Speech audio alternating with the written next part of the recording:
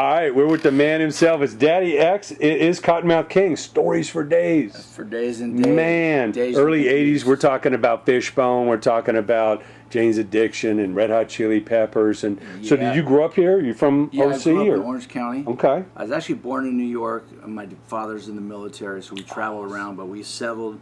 He was in Camp Pendleton, was his last station, so then we kind of settled down in Orange County and grew up there. Wow. And same neighborhood we grew up in.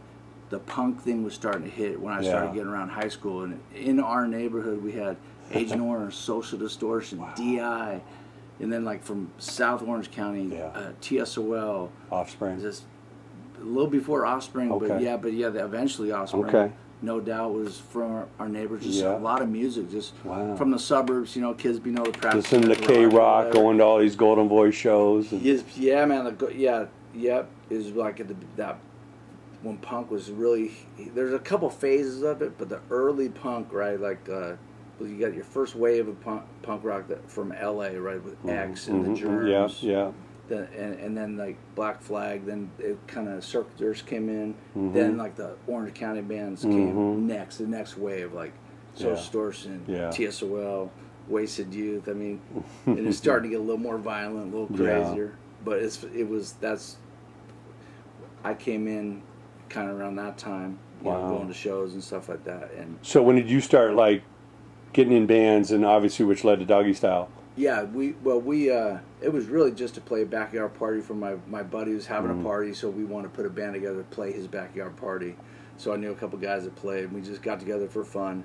Yeah. And then we started doing more shows and more shows. Never really, it was more than just a joke than anything. And then we just kept it's doing like the more Ramones, man. Just grab four chords and let it rip. And then we just kept going, and before you know it, we were putting out records and touring, and yeah, that's how I kind of got indoctrinated into it, but it's kind of just as a joke, you know. And then my brother was playing in music, but I remember as in high school riding our bikes to the Social Distortion warehouse and listening to Social Distortion practice like from the outside, you know, like just as kids listening to that. It was a crazy time.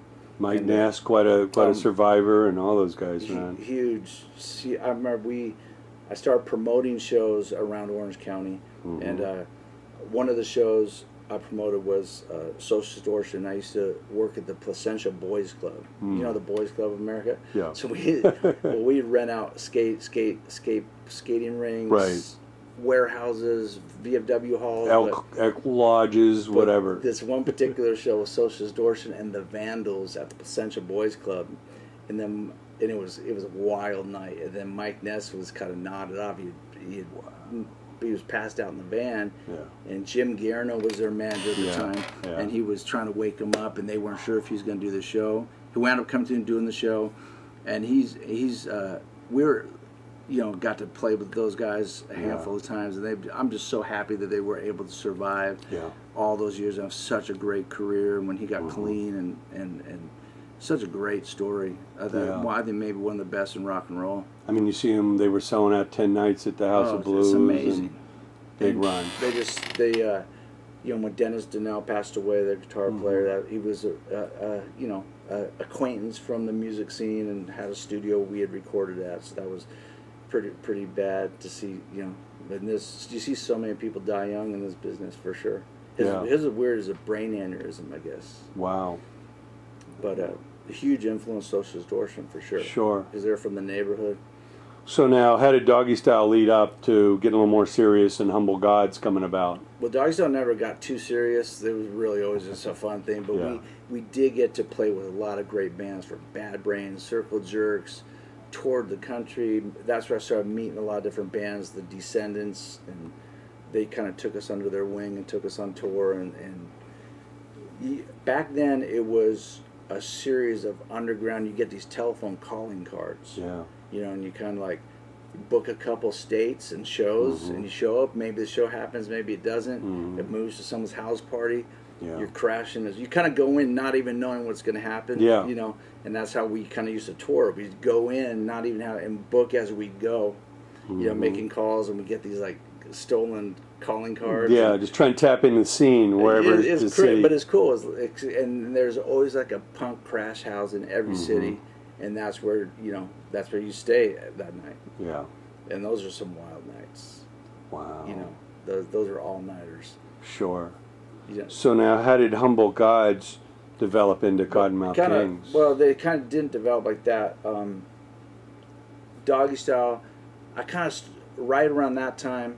This is maybe like when Chili Peppers and Beastie Boys, Fishbone were coming around, and that was really appealing to me. Musically, I was really getting into that. I always loved funk and loved hip hop. Yeah, yeah. So I kind of like gravitated towards that. The punk scene was getting really violent. I always loved punk rock. Of course, it was a huge influence on me, but I started really wanting to explore other musical things. Still have a good time, still be edgy, but not have to deal with the police and violence every night. It was getting really violent. I mean, I seen people get stabbed and just really crazy violent. You know, it just started getting really too violent, and where it was not becoming wasn't fun anymore. I mean, there was too many friends ODing and just you know what I mean. Darby Crash, all these guys dying. Darby was there. I didn't personally know him, but I knew many stories just like that. You know, heroines are, you know, so the same old thing happens in rock world. But around that time, I started getting into like kind of rap and Chili Peppers, Beastie Boys. So NWA was out. When NWA hit, I wound up. We were doing this group, and I wound up getting signed with Eazy-E. Oh, wow. He came to one of our shows. Do you remember it used to be. They turned it into the China Club, but it used to be that old... Oh, yeah, Cathay de Grand. Cathay de Grand, but they turned it into the China Club. So we were doing a show there, and he came out, and he signed us that night. Wow. I remember going up to the Ruthless Records headquarters and meet with Jerry Heller and Woodland Hills. Easy and Woodland Hills, exactly. Yeah. The big bodyguards you had to go through at the door. twins. So we were just so stoked to be there because we loved, NWA and everything. And we couldn't believe that we're actually... getting signed to Ruthless Records, but the record wound up never coming out. But I did get to spend some great time with Eazy-E, and you got a little taste of the genius that's just documented in the Straight Outta Compton movie. He was biggest a great music guy. Movie ever. He was a great guy, and it was cool because I was punk rock was all indie, do it yourself, like all the Discord, Epitaph. Wasn't that much different? So then I was, then the hip hop really did the same thing, but then they were doing it really big. Of course, Def Jam was a huge one, but Ruthless here on the West Coast. Yeah, Priority. Priority was, of course, they're putting all those records out. Right. So someone had to be the infrastructure. But Master P. Yeah, Master P. Mac 10, all it was that. cool how all that, it was like indie labels, Yeah, it was like a home for indie, anti-authority kind of stuff. So then we... So I saw a correlation between punk rock and hip hop. Yeah. From the indie label side of it, not necessarily from the touring side or musically necessarily, other than the attitude. The attitude and maybe the intensity behind it. I mean, if you're being a punk rocker back in those days, it was a commitment. Like you were gonna get harassed. Right. You were gonna there were no jobs. None of that shit. You were gonna. Everywhere you went, you're going to have problems. Get hassled. If you have purple hair or something, you're going to have problems. Yeah. So it was an interesting time. So that's where I kind of got into developing and exploring that craft. I started so you met D-Loc and... Not quite yet. Okay. Not quite yet. I started promoting nightclubs. Okay. And during that time, and so I kind of stopped doing music other than just for fun, because I lived with a guy named DJ Rob Harris, who's rest in peace. He passed away in a skydiving accident, shooting a Mountain Dew commercial. That's a whole nother story. But we had this. I had hooked up with some really good guys. A guy named DC, who was my partner, and Lou, who's the drummer of Kottonmouth Kings. We had a promotion company called Artist Group Network, and we would put on nightclubs and concerts and raves and start getting into. DC now is he works for Coachella. Okay. He puts on. He works for Golden Boys, but he puts on community relations. He handles all that for Coachella. We're still really good friends. So he keeps the peace out there in the Palm Springs area. He has to go do all the homeowners association. The police, do all that kind of stuff. He's pretty good at that. But we got really deep into promoting clubs and raves and concerts during that time stretch, and that was the first time I had been touring, with Doggy Style. I was living in a van, just kind of, those years between maybe 17 and 22, where I was just kind of like just living out of a van or wherever I could crash at, and then I moved up to Hollywood and just wanted to start doing music, and that's when we're doing nightclubs. Got signed to Ruthless. That record never came out, so we never really toured behind it or anything. Yeah. But we're doing these clubs, and then we just decided that we wanted to do a punk band just for the fun of it. So we started the Humble Gods. We wound up getting a record deal. Started touring around Humble Gods. That had a little phase, and then during that time period, I had met D-Loc and those guys. And me and DJ Rob Harris had a little studio in our apartment, so we were producing rap tracks. So then I invited those guys over to come get on some tracks and just to make some songs, because we wanted to. Me and Rob were doing the vocals, but we wanted to kind of produce some groups, and so that's how it kind of really started.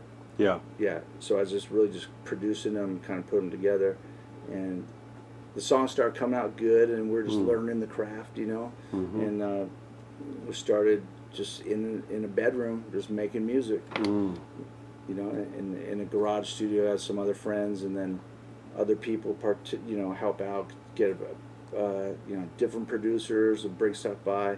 Just started building up a bunch of songs, and before you know it, we started playing shows, and all of a sudden the band started getting attention. We wound up getting a record deal with Capitol Records. So this was obviously kind of a fresh energy for you. Punk had gotten a little violent. Now this hip hop thing. Well, we were on Beastie Boys and Sir Mix-a-Lot. Well, and there was a digital good era where I was promoting clubs, and that was a really fun time. From OC to LA, we were promoting and just cool, just promoting shows, and promoting was I was cool with that. I was making money. Yeah. First time I didn't have to have a job. I worked at the LA Weekly as a run a bunch of musicians used to work at the LA Deliveries. Weekly. Deliveries, yeah, every because Thursday. Before the internet, Yeah. running ads everywhere. So Okay. I could go. I'm not going to run off a list, but all kinds of bands from heavy metal to punk rock. Wow. Legendary people. Yeah. That used to have that same delivery job because Sure. it gave you a little income. And then you could still make band practice and go to shows if you had to go on tour or something. Yeah. They were cool. The real liberal at the time is when it was in Silver Lake. LA Weekly was I historic. learned a lot about. I didn't realize I was learning so much about the entertainment industry because I was going into all these places to get. Here's how prehistoric it was when they would run an ad in the LA Weekly. Let's say it was like for a movie or for a record company. They would have their art department draw the ad up. They would send it over to, and sometimes LA Weekly, they'd have the LA Weekly's art department draw the ad up. I'd have to drive it over. They'd make their changes. I'd have to be the guy that takes all the notes and goes back to LA Weekly to tell the art people they want this here, this, they want the name bigger. And it'd go back. I'd have to drive back and forth like 10 times to get one ad done sometimes. And then I'd also have to go collect the money for the ads. So that was pretty interesting. Before computers. Before computers, yeah. So that's how they used to do it. So proof the ads, and but I spent a lot of time just kind of, meeting all kinds of great people and going to the warehouse headquarters where they used to distribute. I saw NWA doing signing there. Violet Brown and all the great people over there. Ray Roker, he had Urban Magazine, and met him when I was doing the clubs. And the Recycler was really big. So many bands met band members through the damn Recycler. Right. Before the internet, the Recycler was the shit. We called many Recycler guys for auditions for bands and stuff like that. It was a funny time.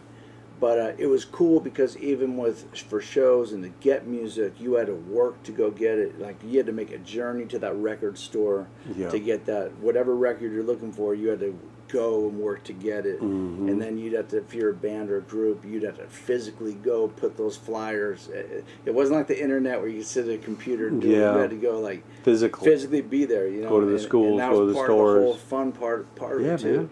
Meeting people out there. The flyers. You couldn't go down the Sunset Strip, man, without getting handed 100 flyers. Yeah, we'd be doing that all over. We used to work doing flyers for Golden Voice. Yeah. You know, so they get us in free to the shows or let us open shows if we pass out flyers for their shows. So Yeah. that's kind of how we. Oh shit! Sorry. That's cool. That's kind of how we started, you know, the whole promotions game. And then I really was impressed with Discord Records, the way their whole mentality, the way they ran it, how fair they were to the artists, and just the kind of like musical purist, the attitude that I really liked. And then the hip hop, I was really just appealed to me just musically a lot. I really like the sonics of it, you know, and so I just kept pursuing that, and that's when I started Suburban Noise Records, and we're getting ready to put out the first Kottonmouth King record, and that's when we got the record deal, and we wound up getting a joint label deal. Okay. At the time, Gary Gersh was the head. Gersh signed us, yeah. Of course, Gary known from Beastie Boys and Nirvana and Foo Fighters. Yeah. So he was the head of Capitol at the time. Yeah. And so he completely understood having an indie label, like how you could like really focus on niche marketing or niche. You could guys be your own team up under their bigger team. Exactly. So he understood that. Now everyone understands it, but he really understood that. And so we had the Beastie Boys. They had their label over there. Yeah. Grand Royal. Royale. Yep. Yep. And then and they had several others, but they signed us, and then he wound up getting fired right after our first record came out. Wow. Then they brought in a new guy, and they cut all the labels. They didn't believe in any sub-labels, so then they cut all the sub-labels. So then that's when we started completely independent. Yeah, but they kind of helped you get the name out there. Really helped. Yeah, they funded it and got put it you on the map. 100%. Yeah. Yeah. So you could kind of tap into the big polish machine. your game on their dime, and then go hit the ground running once they didn't. Matter of fact, they were actually telling us, don't go tour until this next thing. You know, they want us to fit into their schedule till this next single comes out, or this, you know. And are you crazy? We're going to tour. Like, we have fans all over. We're getting, you know, mail. And the internet was really just starting then, so you could start to see the. So you literally were right there at the beginning of the internet. Yeah, exactly. And kind of really embraced it when a lot, you know, for whatever reason, probably because they were giving their music away for free, but the internet really wasn't welcome, like, by these big entertainment companies. Yeah, right? I mean, they tried to this fight has it. Gone on for it was something they couldn't control for a long time. But for us, we looked at it as, wow, this is a great way. I mean, I've done it the other way, where you're making phone calls, you're literally answering every fan mail or sending out booking tours. This made it really easy to connect with people. At the end of the day, we bring people together to gather. You know what I mean? And listen to music, or whatever the deal is. But it's really bringing people together. Yeah. And so for us, being able to communicate and connect with people all over the world was pretty amazing. Yeah.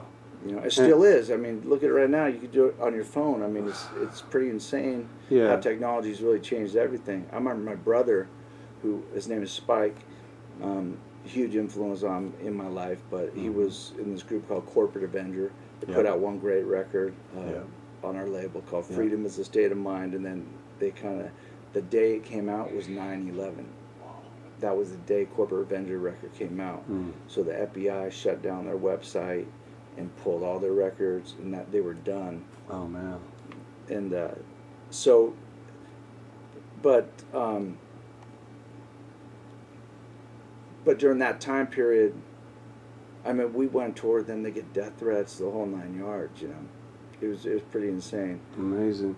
Well, you guys have always been known for the great love of Mary Jane, and obviously, I mean, it's been part of the culture. People have always been smoking behind the scenes, but you guys have always been very bold about your support. And to see this come full circle, where marijuana is now legal in Colorado, legal in Washington, decriminalized in probably 30-some states now by now. It's incredible. What has it been like? Obviously, you had your forefathers like Be Real and Cypress Hill doing their thing, and some other people kind of opening that door.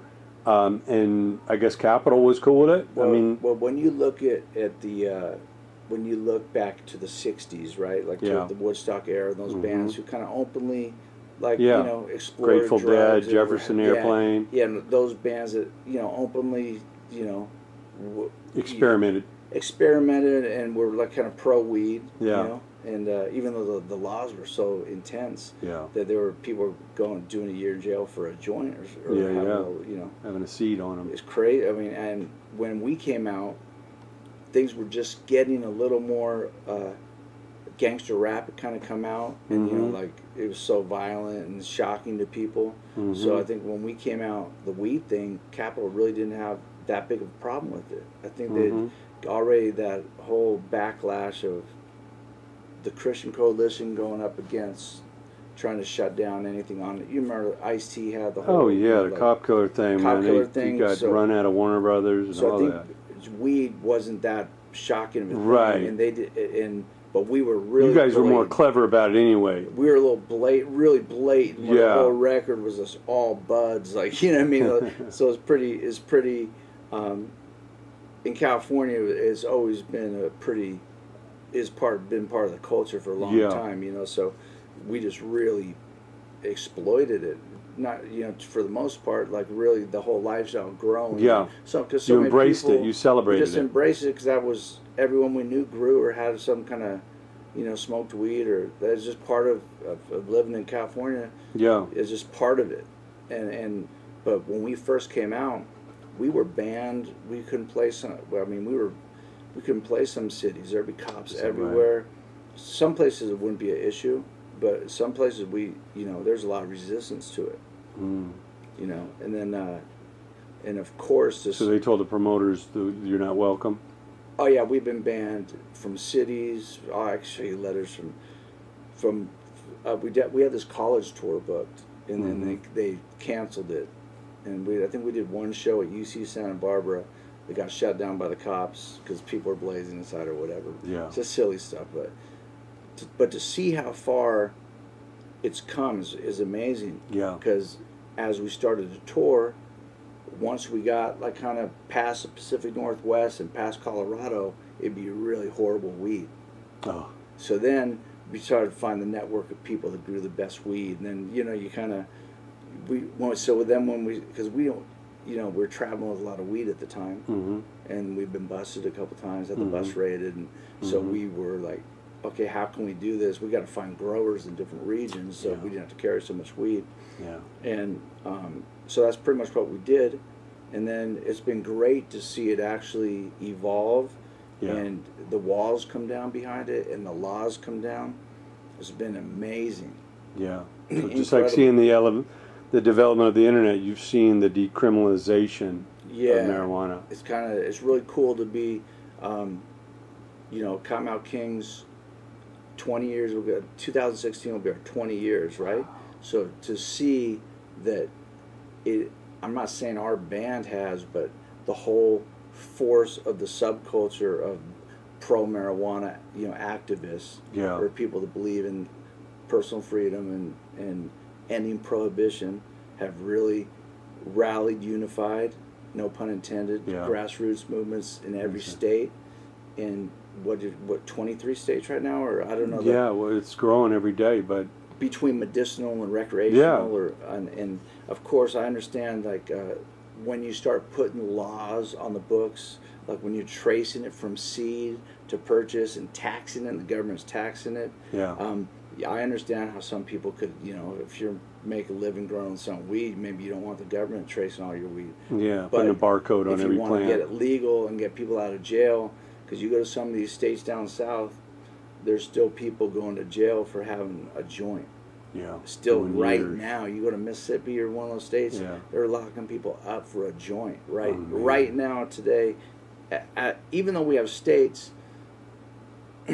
Colorado, for example, right now they have 2 lawsuits. The state of Colorado is being sued by the state of Kansas and the state of Oklahoma.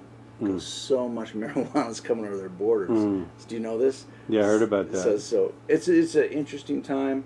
It's a great time. I mean, the weed has gotten so good everywhere. Oh, I know you guys were early supporters of the Cannabis Cup in Amsterdam, but now you have that right here, and you have all these big legal events where you guys are. Oh, some great events. You guys have been the band of the year, with High Times, and just seeing the evolution of that, of something that's so positive. We're not talking about DUIs and hard drugs and liquor and everything. We're talking about something that has so many medicinal qualities. Really, people more and more realizing, hey, it's really not that bad. And it's good for the economy. Yeah, and I'm saying if you abuse any substance, there's balance in everything. You know, so you know, of course, you can abuse Coca-Cola. Yeah, exactly. You know, we've ventured into abusing substances too hard. Yeah. You know, at times, absolutely, and the results aren't always that great. You know, I've got friends OD, and we've had internal members of our really tight crew pass. I mean, we've probably lost 5 people in this run, but and then all I'm saying is it's great that 20 years later, to think if we made any impact, at least to open people's mind or make it a topic of discussion. You know what I mean? If we've done anything to contribute to that, that's great. Oh yeah. Because that's like prohibition ending. It's really the last thing that has, you know, if you're talking about land of the free and some, you know, personal freedom, right. It's really bizarre that it's taken this long, especially when you look at liquor and, you know, let's look at liquor and weed. Yeah. You know, what a huge industry liquor is as part of American culture. Oh, it's massive. Go to any sporting event, anything. Cigarette companies. So it is what it is. It's going to exist whether they pass these laws or not. You know what I mean? It's a plant. It's going to grow and grow and grow. Yeah. If you want to cut like the drug cartels out and some bad those black market elements that could be violent sometimes, and you know, I think that give people the choice. I mean, the choice would be going to a nice dispensary or going back to a drug dealer. I mean, it's like night and day. Right, and you don't know what you're getting or what's going to happen at a drug dealer. But if you know the good growers, you still don't have to go to dispensaries. But it's been interesting right now. We're just doing this deal with this company called Mile High, and we're starting to develop different products for our cartoon and for the Kottonmouth Kings. Yeah. From grow lights to just all kinds. Glass lines, vaporizers, just all kinds of different products. So we're starting to get into that business as an industry. It's kind of exciting times because it's something to expand. Yeah, your brand and their brand together. Yeah, it's cool. It's a cool time to be in the Kottonmouth Kings. You know, to see this happening. Yeah.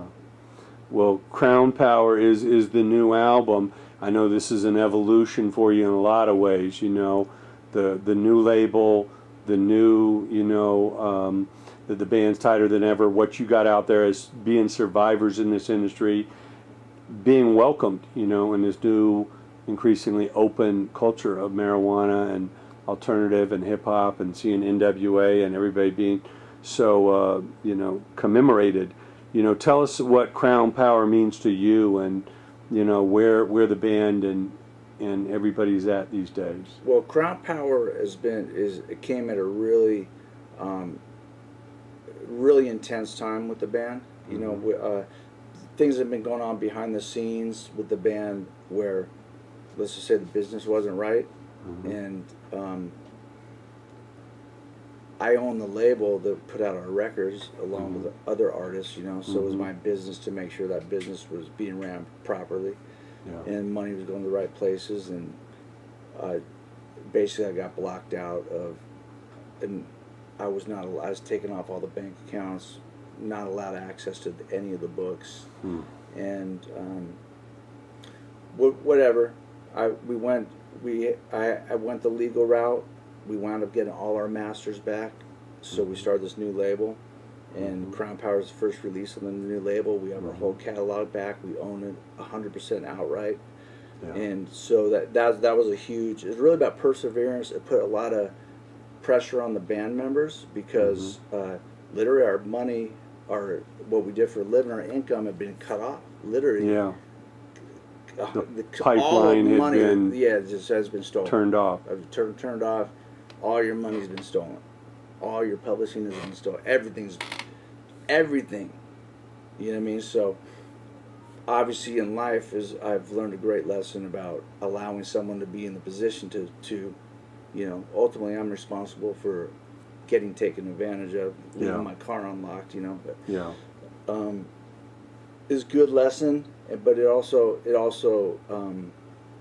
really made us focus on what is important to us, and that's the music, Yeah. doing what we do, and no one can stop that. You can't steal that. You can't steal the creativity or the passion that goes into making the records. And at the end of the day, we're here to do music, Mm-hmm. you know, and do shows, bring people together, and that's what we're doing. And some people, you know, it's the ones that are really committed to the cause and are still down and doing it for the right reason are in the group, Yeah. you know. Well, definitely separates the men from the boys, man. When the going gets tough, you know who really got your back. Oh yeah, absolutely, 100%, Yeah. 100%. It's unfortunate, but it's a great, you know, like a great body of work, and we're launching a label with some great artists, and Yeah. really it's too much bullshit was coming into the equation. Mm-hmm. Too much shit was not right. Mm-hmm. And I didn't want my name being attached to that. You know, Yeah. I really took a lot of pride in at least doing as honest of business as I can do. Yeah. Well, again, when you bring your friends from the industry in, you provide a home for them. You want to make sure they're safe, and what you tell them is happening. Yeah, 100%. I have family members and really good friends. Yeah. So Yeah. you know, and so just make sure the business is right. So that was kind of like the goal of setting up this new label to where, Mm-hmm. you know, we live in this real-time technology era where you get real-time analytics for everything, for your stocks, from seeing your bank statements. You can see everything in real time. So we're taking advantage. I went to a software developer that I'd been trying to bring into suburban noise, but for obvious reasons, they didn't want that transparency in the picture, you know. So we set up a system where it's completely transparent, and at any time the artist can log in and see everything going on. Okay, wow. From if they're doing well or if they're doing shitty, but they Yeah. could see what they're doing. You know, they could see They how many songs they got sold their on keys to the iTunes. office, so to speak. They could see everything that's happening. They could see all the social media analytics, their sales analytics, and that was just really important for me to create a system that was completely Nothing transparent. to hide. Yeah, exactly. And then at the end of the day, whether it fails or does good, at least you know exactly where you stood, you know, and you knew, you know, if you. That's all. I would just, you know, I want to create a system where we have this great technology that exists today that people could see what their music is doing. I think they have that right, you know. Well, again, these are people's lives. It's their career, their art. You know, it's hard to pour everything you have into something if you don't know, you know, everything that's going on with it. Oh, absolutely. Who you're in business with. Oh man, what you're doing it for. Especially when you think that you're being told one thing and then another thing's happening, and you find that out. That's a tough one, you know. Yeah, I mean, you expect that with the major labels, the smoke and the mirrors and all that. But again, the beautiful thing about being independent is it's transparent. But even these companies, like even the majors nowadays, you can see everything now. Whether they care to share that with you or not, they have the analytics to see everything real time. You know what I mean? So we're the dashboard. Just with us, we're choosing to share that with our artists. Right. You know, I guess as different people do business different ways. We're just choosing to share all the information with the artists, good, bad, and ugly. You know, and I just think that I'd rather know if I'm out away from my family on tour, you know, 6 months out of the year, I at least want to know what my music is generating. Yeah. And if it's only generating $1,000 a year, cool. At least I can see where it's generating that money. Yeah, there's no surprise at the end of the year. You're expecting 100 and there's one. Yeah, exactly. So there's obviously a lot of people in the music industry or entertainment industry. There's a lot of glorification of materialism, and people think if you do music, you're a multimillionaire. You know, I mean, like that image kind of get rich quick.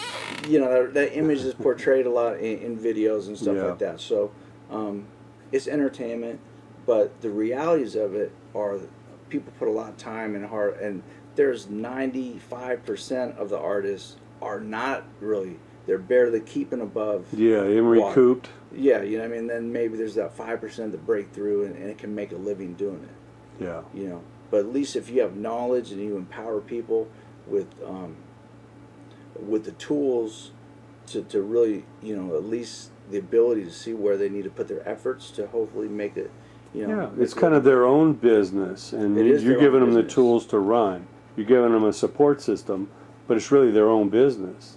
Absolutely. If they want to sit back and not do anything, the results are probably going to be affected by that. But if they really get hands-on and have access to seeing the numbers, it might inspire them to work harder and get better. And Right, or see where you need to put your work into. It's like, Yeah. hey, we did this video, and then we did this promotion behind it, and here's what it did to the numbers. You know, yeah, you got this many followers on Facebook, you sold this many songs on iTunes, your streaming numbers went up, whatever the case may be. You know, yeah, I think you need all that nowadays, and you could, it exists. So we're using it as a tool, kind of like the early days of the internet.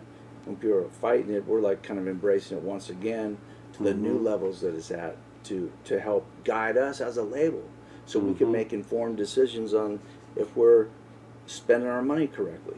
yeah, You know, if we're, you know, have some kind of something to help us make our decisions. Remember, Sure. they used to throw a single against the wall. She spend $500,000 on a video and hope that it works. yeah, You know what I mean? So it kind of takes a lot of the guessing out of it. right, At the end of the day, everything's changed. Technology's radically changed everything, and it's really about the music. yeah, You know, putting out great content. Everybody is a rapper and an artist. Nowadays, they could make, you know, records in their bedroom. You know, and I've heard some good ones. yeah, And I've heard some bad ones. I guess that's all a matter of taste, you know, for the people. But at least nowadays, it's so easy for people to put music out. You know, sure, but to put it out through a distribution system that specializes in it, there is a big difference. yeah.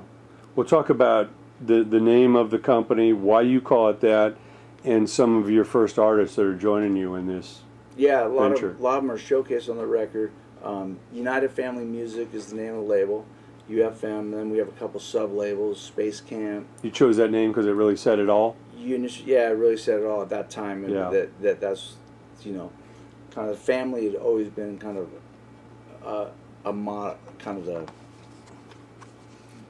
there's this family element to the fan base and the people that felt they had a connection. Mm-hmm.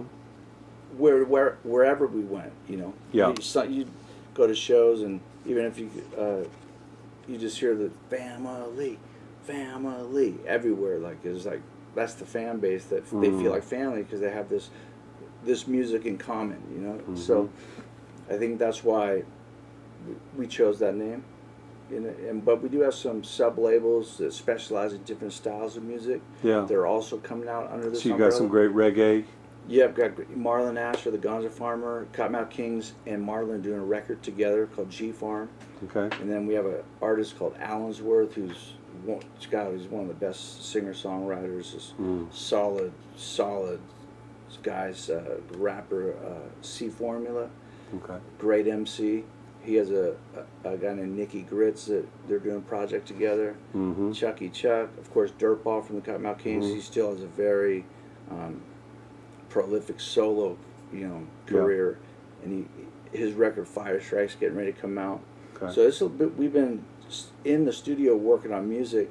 It's been a little difficult not being able to release our music. Yeah. You know, we weren't going to release any music until we had ownership of our property. Yeah, everything had to be right. And I know people don't understand that all the time, but if you know that first of all, if you don't have access to your channels to put out your music, Yeah. you know, because someone has put them in their name, you know, you got to straighten that out. And you could do that not knowing, but if you know and you continue, like, yeah, that's your choice. If you know that, hey, this, you know, your shit's getting jacked, but if you keep putting stuff out over here, all your money's getting stolen. You Yeah. can make the choice. Why would you be in a rush to fail? Yeah, for me, I'm like, I'm cool. I'll wait till all this gets straight before we release anything. Yeah. So I'd people rather are just give it away anxious. for free, Yeah. People are anxious for the new music. So you're coming out with a revived team, everything's straight.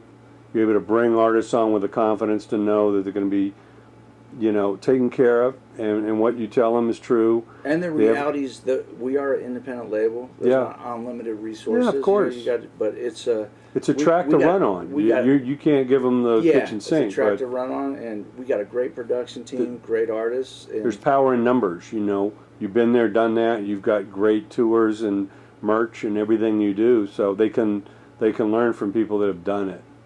Yeah, hopefully we'll be able to guide them and then set up a good platform, and that's all we're trying to do is set up a good solid platform for artists to put their music out there. Mm-hmm.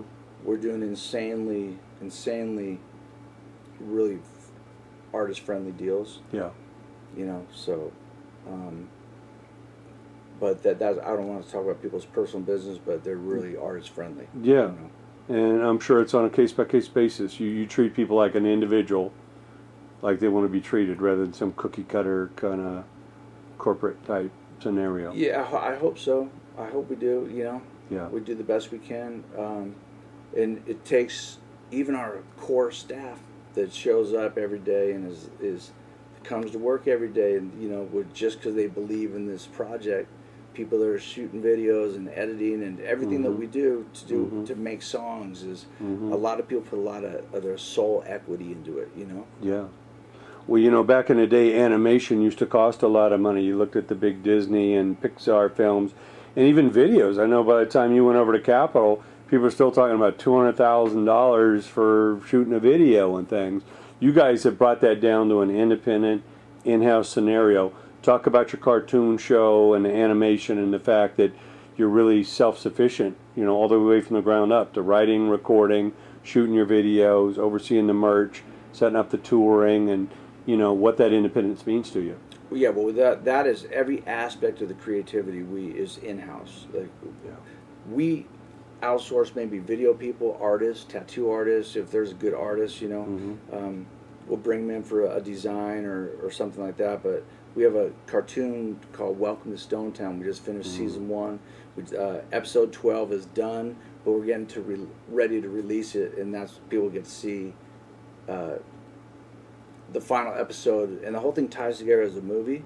Okay. And we just released it virally, and it just took off virally, so it has like millions of followers on Facebook, and it's been pretty fun. We write the episodes, created the characters, do all the voices, do the soundtracks.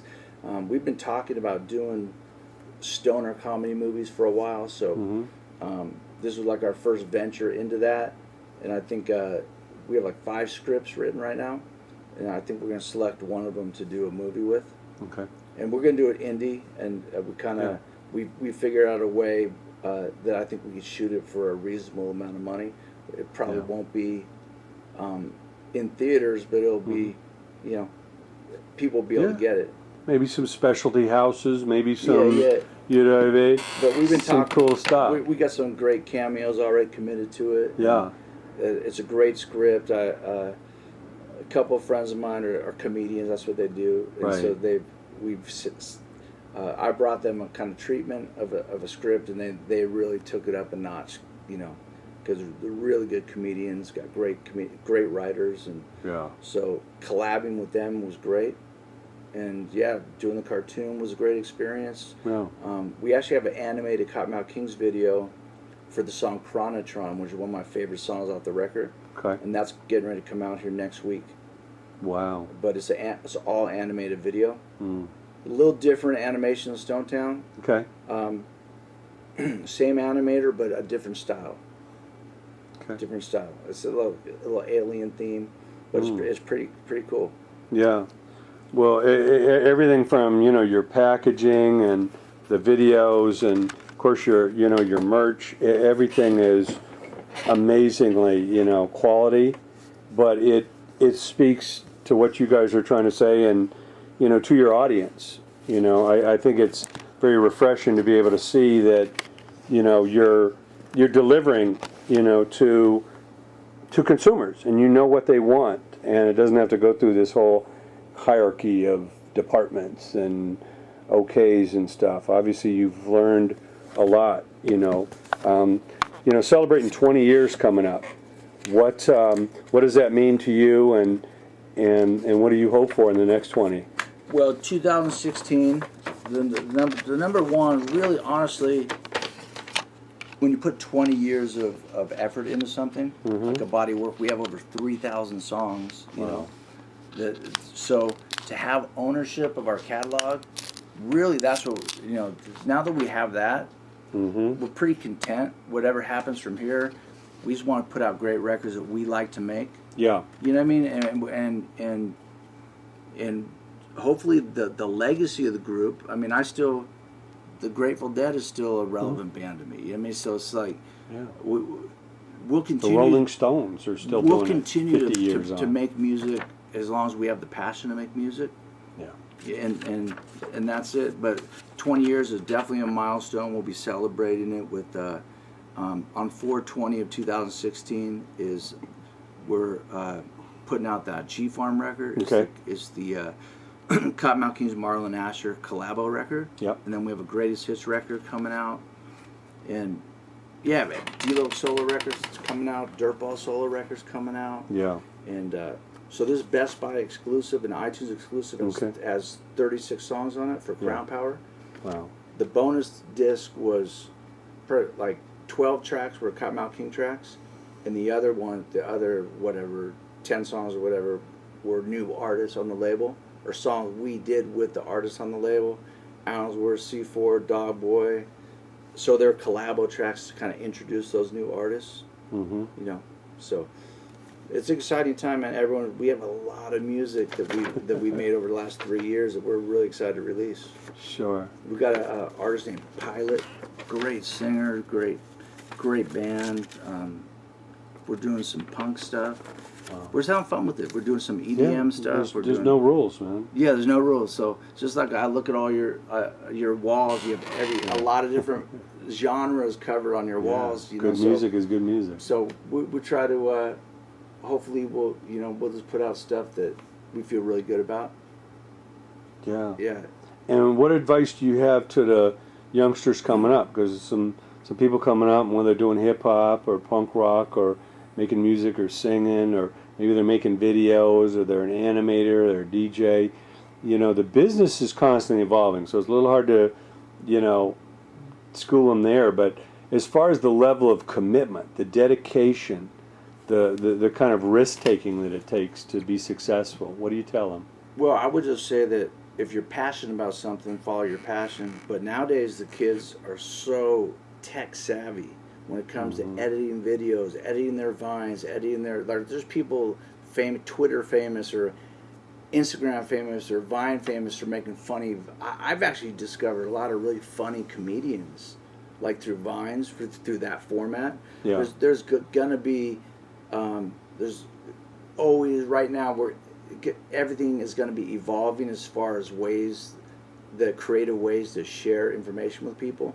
And I think that if the creation is of content, whether you're a comedian or a singer-songwriter, as long as it's passionate and something you feel like doing, then you have the freedom to do it. Just pursue it. I would recommend whatever business you're getting into, just try to learn as much as you can about the business. And then there's always, no matter what business you're in, there's an element of risk. Whether it's a startup technology company, this label has been. I've looked at this more like a startup company, because technology is a huge part of what we're doing, and then it's kind of also embracing how technology has impacted how we share our musical content and video content and other content. So, I see us being more of a multimedia company. We're developing some apps right now. We're branching into movies. We've got the animated stuff. And I see us expanding as like a multimedia company. I told you that we're getting into a lot of products, especially the Kottonmouth Kings that are really in the weed genre. So sure, from a great brand. Yeah, we're real excited about the company we're working with. We're doing herbal energy drink, herbal. You know, we're doing a grow room right now. We're doing nutrients. We're doing some really interesting stuff. So stay tuned. I brought some stuff in the box for you. Yeah, It's called a kind scope. Right. It's where you can inspect your buds. There's an LED light in there. Is that here? Yeah. Okay. This is the kind scope right here. This is this actually works really good for the connoisseurs, or the growers or connoisseurs, or if the common buyer, that if you want to really inspect your buds and make sure, you know. I remember back in the day, they used to have the scales. They used to put the weed on or whatever to get your weed, and then you'd maybe smell the weed or smoke. But now you could actually inspect the weed. Wow! But this is like a magnifying glass. glass. Like a jeweler's. Yeah, it's like a jeweler's to inspect the bud, the kind scope, and you just inspect your bud. Right. Yeah. That's amazing. Kottonmouth Kings. So that's called a kind scope right there, and that's just really as a LED light. Yeah. And it's just to inspect your bud if you're a grower or if you're a consumer. Just to inspect the THC content and crystals on it. We're also doing these stackable. See, this has a triple LED microscope involved in it. Mm-hmm. But we're also doing some stackables to keep your herb in. Just a lot of super fun stuff. We're doing it for the cartoon and for the Kottonmouth King, so it's cool getting into these other areas. Yeah. We left you some stuff here for you guys to give out to the whoever you'd like to, or use for yourselves. Yeah, man. Well, we're going to definitely spread the news. Crown Power is the new album. Yeah, it just came out this week, and the Unity family, man. It is United Family music, unified. I mean, it's all right there. If you open up, United you see some of the artists UFM. on the label right there. Okay. This is so a lot of the products coming out. Yeah, all the artists have EPs coming out this Friday. Okay. Static's great female artist. C4 Nikki Ritz, Pilot. D-Lo from the Kottonmouth Kings has a project with Judge D, who's one of the artists been around a while, called Upso 1-2. It's really cool. Radio Rel is kind of like, he's from Crenshaw District, and he's from Orange County, and he's kind of like a Drake meets kind of, I don't know, he's great. Imperial Sound Clash, some more reggae. Chucky Chuck, he's kind of gangster rap. Okay. Dirtball is a super intricate lyricist, really fast rhymer. Yeah. Marlon Asher is a reggae artist from Trinidad. Pilot is a really good singer-songwriter, feel-good summer beach music. Allensworth, he actually just won from the OC Weekly Songwriter of the Year. And man, you could Google him. He has stuff up right now. Allensworth, he's phenomenal. So it's just an honor to be working with artists like that. Well, after seeing your initial setup down the street here at Suburban Noise, I'm so impressed. You guys are the spirit of INDIEPOWER. Everything you're doing, man, is to celebrate, creativity and the artistry, and from your merch to your live shows. Seeing you at the Rock the Bells and the Smokeouts and the Paid Dues festivals and all these great shows. I want to be the first to celebrate 20 years. Yeah, brother. Kottonmouth Kings. Do you have any good ideas for 20 years? We're trying to brainstorm right now what we're going to do. Well, we definitely want to induct you at the Indie Entertainment Summit. That'd be great. That'd be I'm going to put that date on your schedule. Because it's what IS and INDIEPOWER is all about, man. You guys celebrate it. And, of course, your friends, Tech Nine and Strange Music doing your thing. And ICP and Psychopathic. It's amazing to see INDIEPOWER being flexed and celebrated out there in new and creative ways, and people building an empire. Tech Nine, these guys turning down deals. That independent spirit. Strange Music, Tech Nine, the Juggalos, the whole ICP Psychopathic thing. It's great to see people not only surviving in this tough business, but really going beyond really what these major companies could even do for them, and really giving their fans the pure artistry. Yes. Not watering it down, and Not having one of these companies saying, "Give us a hit like this." They're definitely, you know. I don't think they get enough credit for what they've really done to independent music, but Psychopathics, that's ICP's label. Yeah, it's amazing what they've done. They've really, I mean, they I think they're one of the strongest indie labels just from being the pioneers at that time, you know. Yeah, I remember when they first came out with their debut record on Island Records, and I think the day the video hit, some suit up at Island said, "There's no way we gotta get these guys off the label. It's anti-Semitic. It's all this stuff." And yeah, we were out on tour with them. We were on Hollywood Records with Humble Gods, and we were opening for ICP. Yeah, I really liked them, so we wound up doing a song with them and becoming friends. And they're actually featured on the new record. okay. ICP's on the new album, and we were in Flint, Michigan on tour, and the Christian Coalition because Hollywood Records was owned by Disney. Yeah, So they cut Danzig, ICP, Humble Gods, anything that was like controversial, they cut. So we're out on tour and we get a call from the label saying, "Hey, you just been cut." And that's actually when I said, "Okay, I'll never be in this position again." No. We didn't have money to get home. You know what I mean? So we had to find our way back to Flint, Michigan. yeah. You were a puppet on a string, man. You need to control your own destiny. Said, okay, that's when I started Suburban Noise Records. I'm like, Yeah. okay, I've never been in this position again where we're at the mercy of... Nobody can pull a rug out. Yeah, exactly. If we're going to fail, we're going to do it ourselves. Of course. You Fail know? on your own merits. Yeah, exactly. You know? Yeah. That's great stuff. So, 20 years. Congratulations. Crown Power is amazing. What's the best website they go to for all the info? Kottonmouth.com. Okay. UnitedFamilyMusic.com. Okay. Welcome to Stonetown for the cartoon if you're Yep. into cartoons. But yeah, United Family Music, you could discover a lot of the new artists we're working with. We're working with also Brother Jay from the X Clan. Okay. I mean, he's actually working right up the street here with Mad Lion Studio. Mad Lion just produced KRS-One's records, bananas. Wow. And so Brother Jay has a record. We were able to get Brother Jay's catalog back to you from the X Clan. Okay.